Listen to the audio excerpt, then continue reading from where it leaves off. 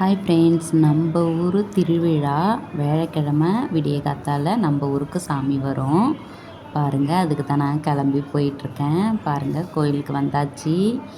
மெயின்லேயே நம்ம வீடு இருக்கும். இப்போ கொஞ்சம் லாங்கில் இருக்குது.